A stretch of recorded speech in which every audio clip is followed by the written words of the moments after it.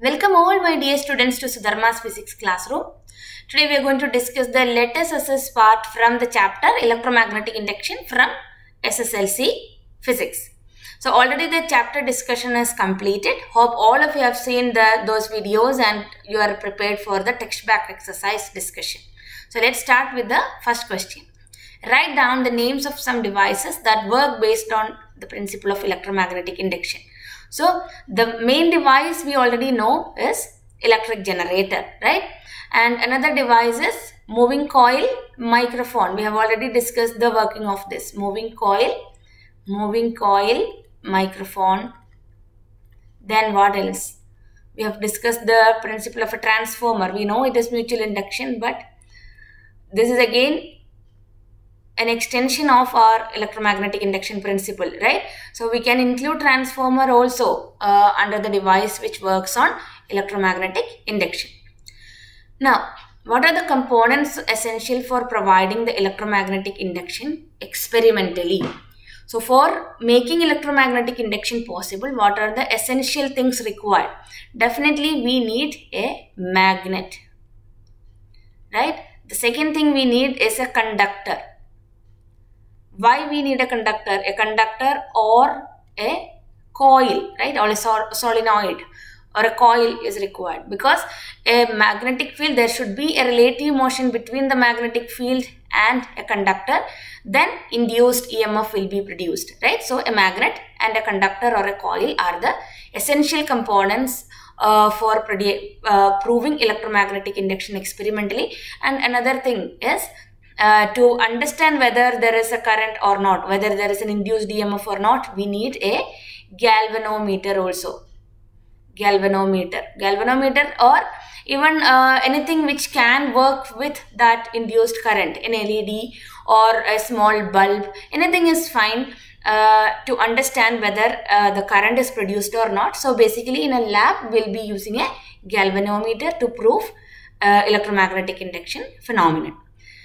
Question number 3. Which are the factors that affect the induced EMF in electromagnetic induction?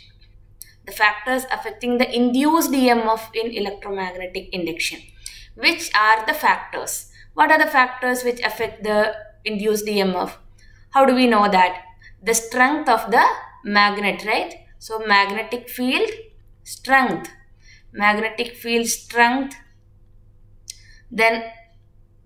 Then we have the number of turns of the coil. Then the speed, right? Speed of the motion of the coil or the relative speed of the change in the magnetic flux that affects the amount of induced EMF. Question number 4. Take a used cell from a calculator or remote control and connect it to a galvanometer as shown in figure. What do you observe? So if you use a cell from a calculator or a remote control, the cell, see what cell we are using in a calculator or a remote control. We are using a DC cell, right? So it is a DC connection, direct current. So what happens? Here we know that the current will be from positive to negative end of the battery. So what happens? The galvanometer shows the direction of current. Whichever direction the current flows, it just reflects in that direction and stays there. Okay, so there will not be any fluctuation because it is a direct current. Write down the names of DC sources. DC sources, basic cells are the, see any types of electrolytic cell, it produces DC current. Then we have the DC generator, right? DC generator, it produces DC current. And even solar cells, right? Many sources we can write. Now the question number 6. Write down the names of the parts numbered. State the working principle of this device. So first of all, what device it is?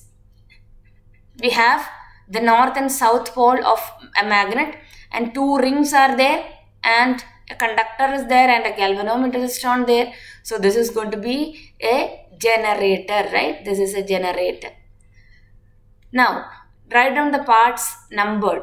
So we have the first part is a magnet, right? The field magnet. Part number 2 is armature coil. armature.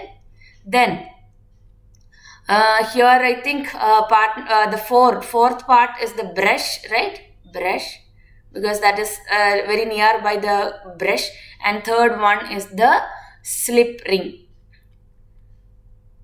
Okay, so slip ring, and 2 slip rings are there and 2 brushes are there. So brush and slip ring. What is the working principle of this device? The working principle of the device is electromagnetic induction, right? Electromagnetic induction is the working principle. We have to state the working principle of the working principle of a generator. So you have to state what is electromagnetic induction. You all know it very well, right? So learn the principle of electromagnetic induction, the definition of electromagnetic induction. Okay, that is the answer you have to write here. Write down the special features of AC and DC. What are the special features of AC and DC? AC is alternating current which changes direction and magnitude continuously or periodically. DC is a current which has constant magnitude and same direction, right? So that's this feature. So AC will change the direction, DC will not change the direction. And AC has to be used in transformers. DC current cannot be used in transformers. The transformers will not work with DC current. Okay, so depending on the marks allotted for the question, you can add or just cut down the points. So that I'm leaving to you, because it's you have to decide for what for that particular mark how many points you have to write. So accordingly you can write the answer. Analyze the given graph and find out the instances at which the EMF is maximum and minimum. So the graph is given. This is for an alternating current. So we have to say where the EMF is maximum and minimum. So let's see where it is maximum and minimum. So at 0 we have zero current, right? 0 EMF. So there it is minimum. So at 0 we have minimum. Then t by 2, when the turning is the time period is t by 2, then we have minimum 0. Then at time t is equal to t seconds also we have the EMF 0. Then maximum is at t by 4, and 3t by 4 we have the maximum EMF. Hope you understood that. That is just analyzing the graph. Okay, there is only one type of generator, AC generator. Write down your responses about this statement. They say that there is only one type of generator, that is AC generator. So we have discussed about DC generator. That is nothing but interchanging that instead of using a slip ring, we are going to use split rings. So in an AC generator, AC, what do you mean by AC basically? It is the current which changes magnitude and direction periodically, right? If you are using a DC generator, DC, direct current, in the sense it means that it should have constant magnitude and constant direction. But if you are using a split ring instead of a slip ring, the current which you are obtaining, it is just eliminating the negative half. We will be getting a current like this. We will be getting an induced EMF like this, right? But magnitude changes are there. If it is a simply DC generator, then the magnitude changes are there, but the direction will not change. That is the only difference. So that means here still we are getting alternating current. Okay, so that is why they say that there is only one type of generator, and that is AC generator. Hope you understood that. The next question. Line diagrams of a generator are given. What is the speciality of the electricity reaching the galvanometer if the armatures of both the generators are made to rotate? What is the speciality of the electricity reaching the galvanometer if the armature of both the generators are made to rotate? So the first one is having a split ring, and the second one, right? Second one has slip rings, 2 separate rings. So for the question A, the first case, generator 1, let's say this is 1 and this is 2. So the first one will provide DC, second one will provide AC. This is for question A. What is the speciality of electricity reaching the galvanometer if the field magnets of both the generators are made to rotate? Even when you do that, either armature rotating or the field magnet rotating, right, the current produced is going to be the same type. It is of the same way. Okay, draw the graphical representation of electricity obtained in both. So if the field magnet, both the magnet, right, the field magnets of both generators are made to rotate. If you are using the split ring, right, if you are using semicircular rings, definitely you are going to get a DC current. DC current in the sense the current which changes the it is having the direction changes eliminated there, but the magnitude change will be there. As I said, the DC current we are obtaining from the split ring generator, that is going to be like this, as I have told in the previous answer. Okay, but if it is a complete 2 slip rings, then you will get a current like this. Okay, so let's move on to the next question. Electromagnetic induction is, this is a very simple question. Electromagnetic induction is charging a substance, process of developing a magnetic field around a coil by passing electricity through a coil, process of rotating the armature of a generator, process of making electricity by relative motion of a magnet or a coiled conductor. So answer is option D. Question number 12. Which is the device used to generate electricity? Definitely it is a generator. Simple question, easy to score. Write down the similarities and differences in the structure of an AC generator and a DC generator. Similarities and differences in the structure of an AC generator and DC generator. See, AC generator, and let's say the similarities first, right? Similarities. So AC generator and DC generator, they both have same field magnet, right? It has the same field magnet. Armature is there, right? Armature is there. Then brushes are there. Okay, and the difference, the main difference is what? Difference is the AC generator will have slip rings. It has slip rings, and DC generator has split ring. That makes it DC generator, right? Okay.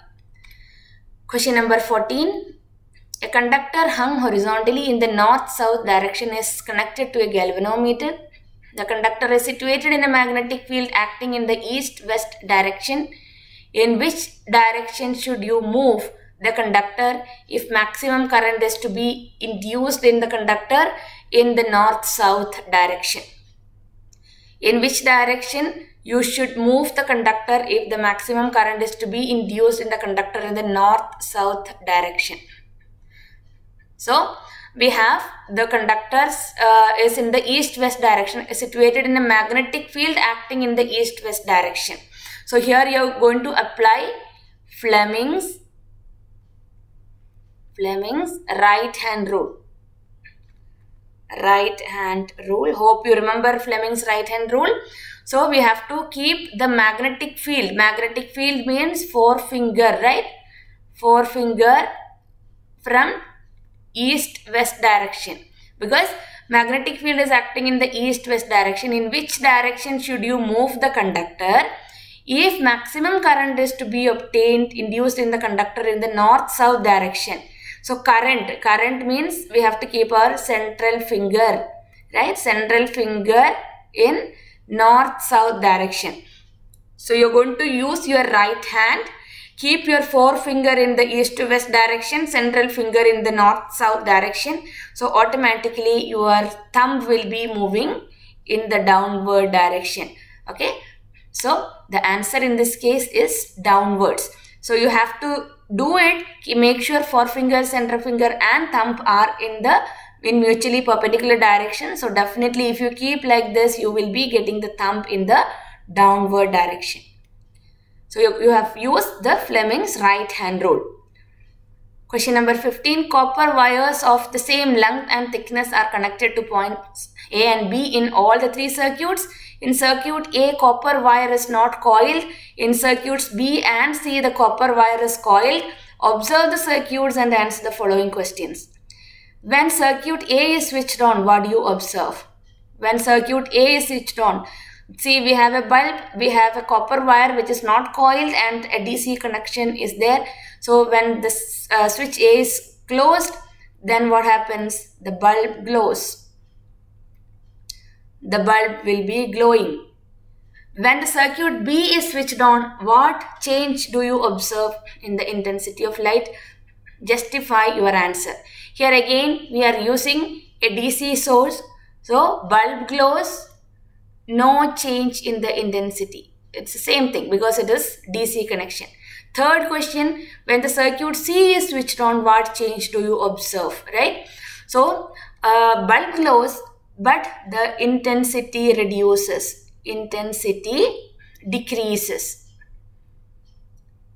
Why the intensity is decreasing? Since it is an AC current, AC source connected there, there will be that there is a coil, right? That coil, the back EMF will be produced there. Okay, so the amount of current flowing will be less through the bulb. So what happens? The intensity of the brightness of the bulb glowing decreases.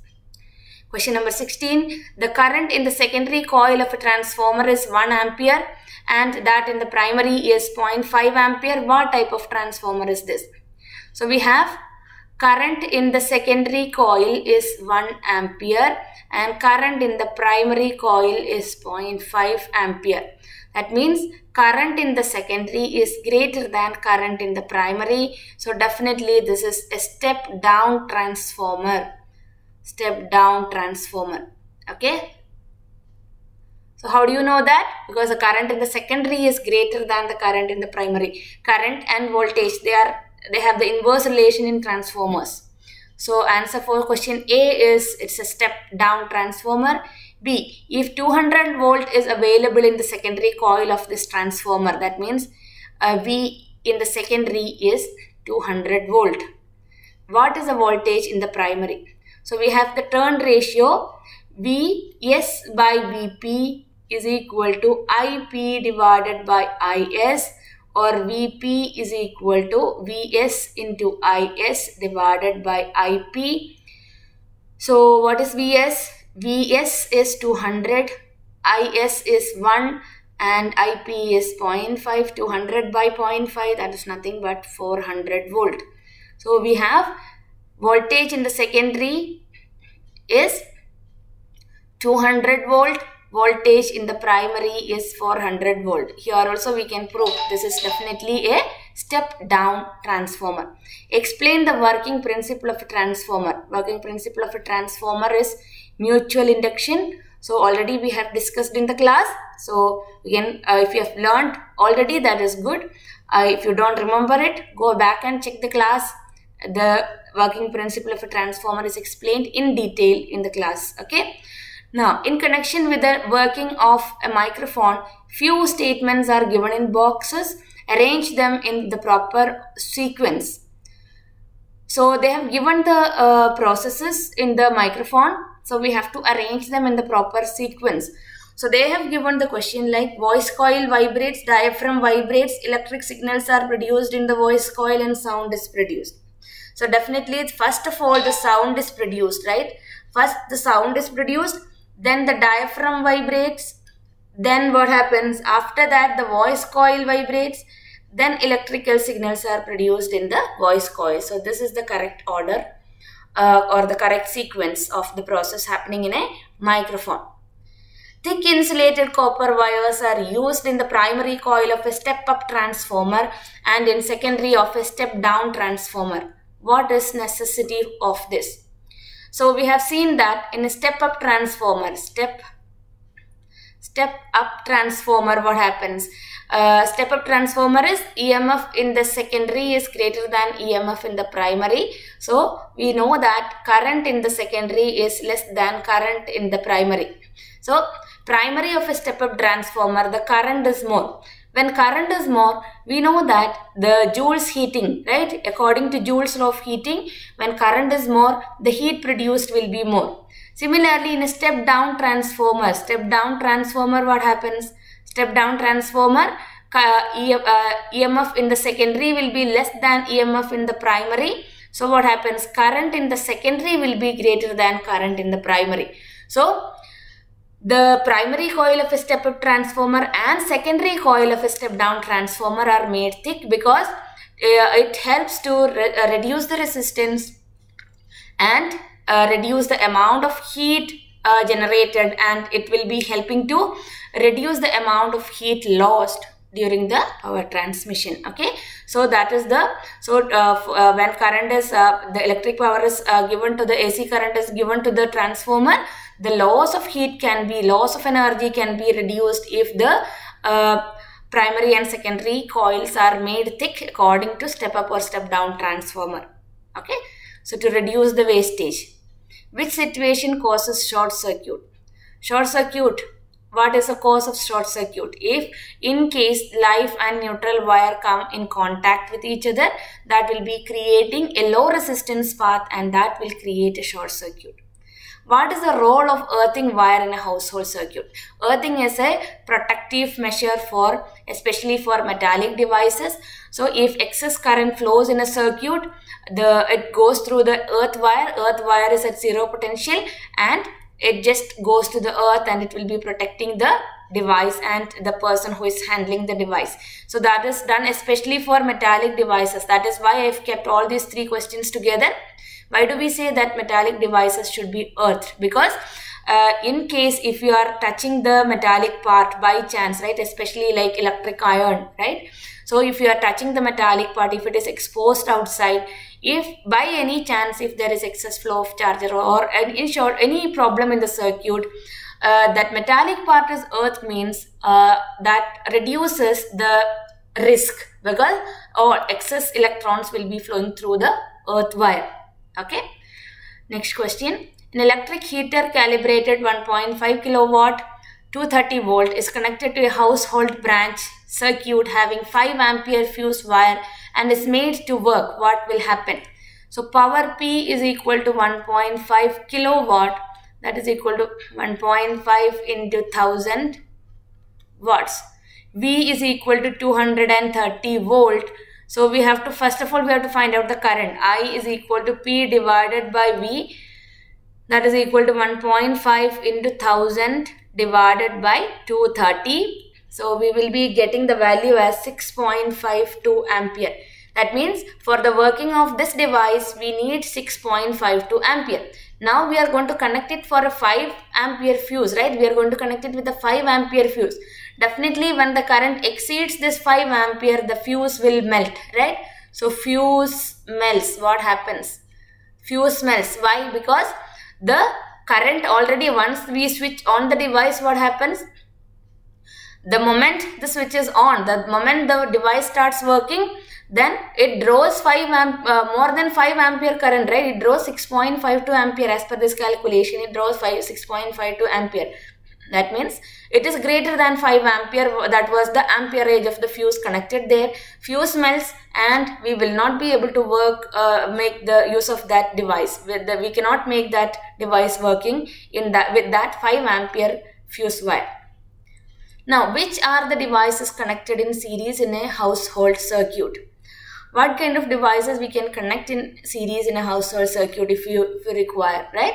We can, the low current rating devices like the fan, the bulbs, etc. Small devices. We can fan also, we can connect.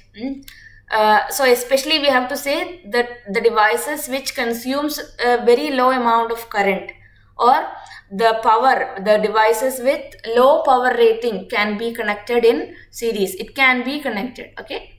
What can be done to save electrical energy in schools and houses? And why do some mobile phones use 3-pin plugs?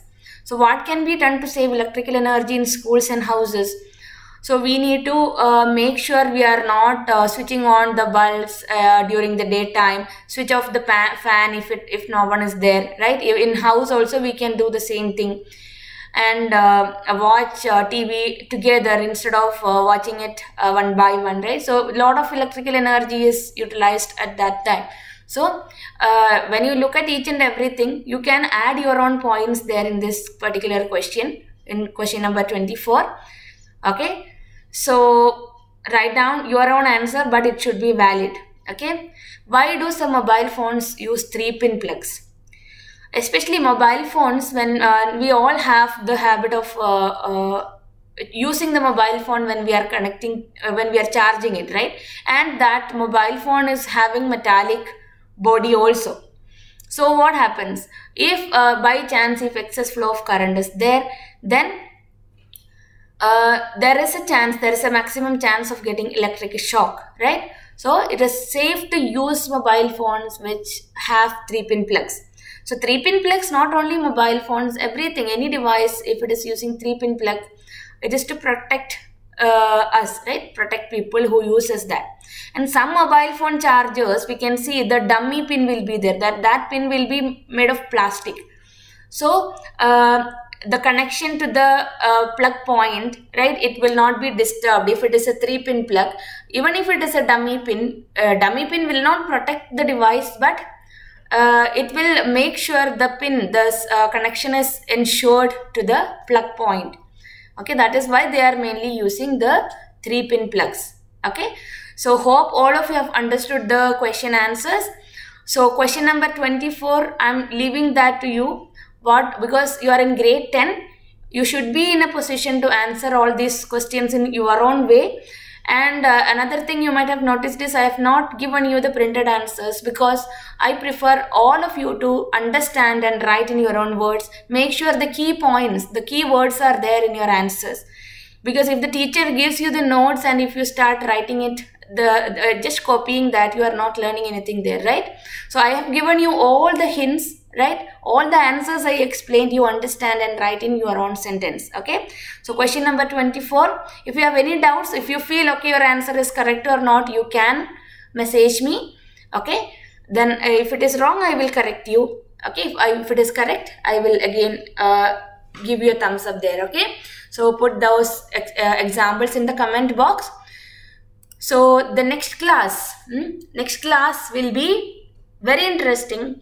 All the classes in physics are interesting, right? All the chapters are interesting. So electricity and magnetism, that part is completed now. Now the next chapter is light, reflection and refraction. Okay, so already I have given a test on the first chapter, effects of electricity. In the coming week, I will be giving you a test on magnetic effect of electric current. Okay, so I will be combining both the chapters which includes magnetism. Okay, so if you are first time to the channel, please subscribe to the channel and press the bell icon for more updates. So very soon I will be coming with the new chapter, light, reflection of light. Okay, thank you for watching. See you soon in the next class. Bye.